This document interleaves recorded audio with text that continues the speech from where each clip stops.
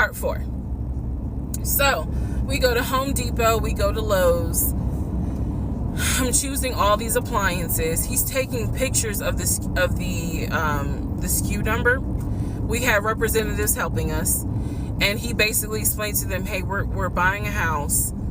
We should be closing sometime in June. Can we order this stuff now? Can I put a hold on it? Like, what can we do? Because we're not ready for delivery. I stood there as the Home Depot rep said, we can hold it in our warehouse. Like, you can buy something and we can hold it. People do it all the time, especially with COVID. So I watched him pay. I want to say it was about it was either $350 or $500. I watched him pay a deposit on a whole new set of appliances for them, and they were going to hold it until we were ready for delivery. I watched this. So I was like, okay, good deal. Like, we got the appliances. Next, let's go to Rooms to Go and Ashley Furniture and find actual furniture. So we went all around Rooms to Go. We went to Ashley Furniture. We went to American Signature. And I saw all these things that I wanted. Again, he's taking pictures of it. He was like, I can go online and order it. I didn't think anything of it because, again, I just saw that we held the appliances. So I was like, okay, that's fine. So April turns into May. May 2020 comes. This is where things start to get a little interesting. May comes, and obviously we had not done inspection. And I'm asking him all the time, what's the deal with the house? He was like, oh, because of COVID, they're trying to get someone to do the inspection. But the guy that they had, it was always something. The guy they had caught COVID, so they're going to have to get somebody else. And he's like 15 houses backed up, so it'll be a while. So at this point in May, I know I look crazy. In this point in May of 2020, I started recording audio diaries. I don't know why. It was something just made me just start recording my thoughts in an audio diary, and I still have them. And I would save them by the date, and I would just start talking about what's on my mind. So I was like, I knew there was something was nagging me, like,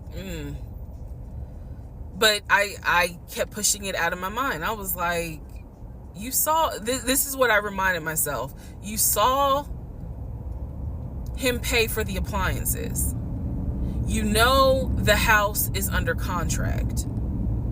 You know that he told you that he's the one who put the house under contract. Why would, like, I remember saying to myself, why would he lie about that? This is so easy to verify. Why would he lie about that? Have you caught him in any other lie?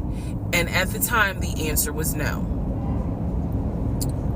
So I really was like, maybe you just aren't used to a guy who actually does what he's supposed to do. Like, I was questioning myself and then answering my own questions.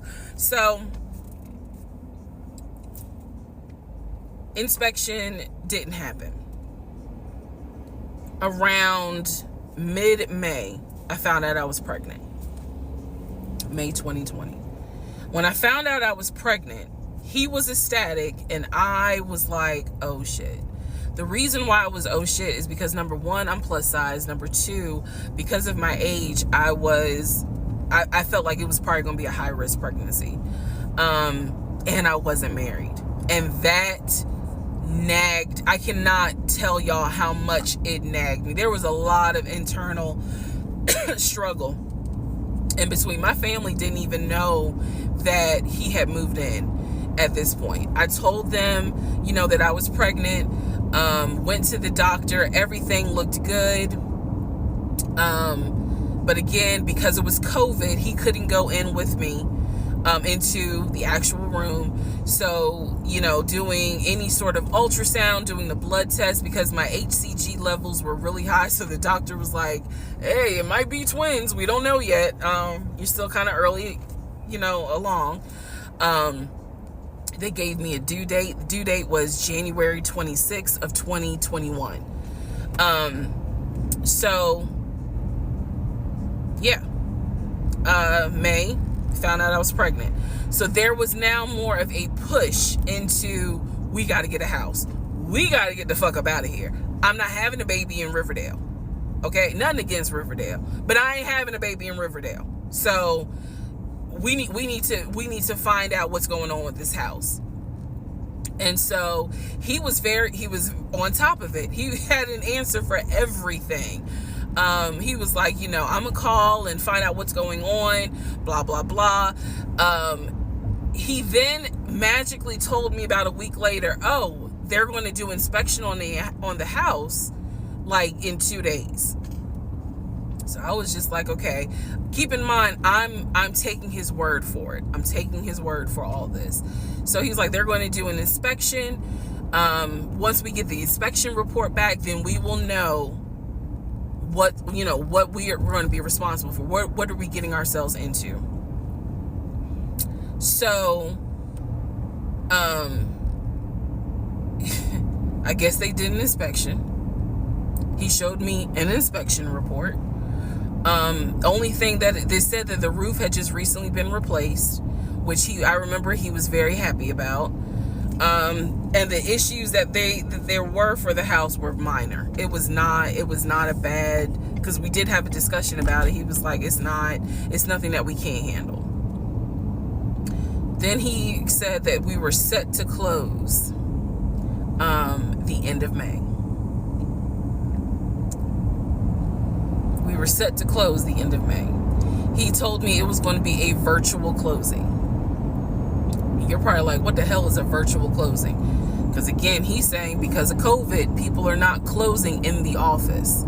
They're doing a virtual closing where you would need to electronically sign the paperwork. This is what he's telling me. And so he was like, we're set to close like just before Memorial Day. And so for some reason, again, there's still that nagging part. For some reason, I didn't start packing. Anyone that knows me will tell you I hate moving. I've done it enough in my life. I hate moving. But I did not start packing up that house at all. I was just like, I'm pregnant. My body was changing so fast that it was like I can barely keep my eyes open half the day. And so, no, I didn't start packing. And I remember I did record, again, I was recording audio diaries just about every day. When something didn't sit right, I would verbally record it in the audio diary because I was like, I don't know what it is, but there's something. That was the theme of our relationship. I don't know what it is, but I know there's something. And so I remember talking to myself in my little prayer closet, because that's where I would do my recordings.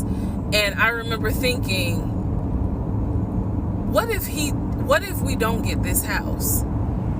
Like, what if he's lying?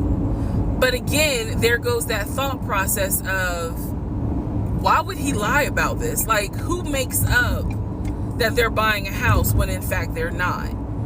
And then he's showing you all this paperwork. Like, come on, you can't be that jaded that you don't even believe what's in front of you. All right. So now we're going to go into part 5.